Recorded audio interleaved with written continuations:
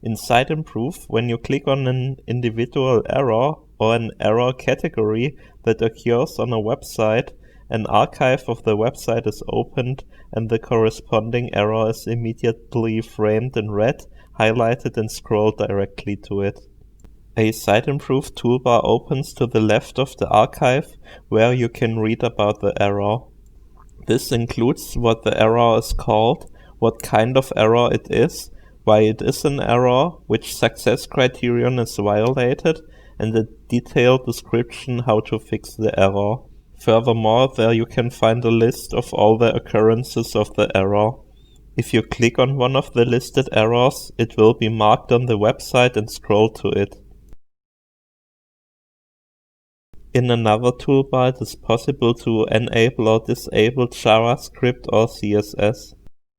There's another button which allows you to switch between the normal and the code view. Accordingly, the code section will be marked and scroll to it.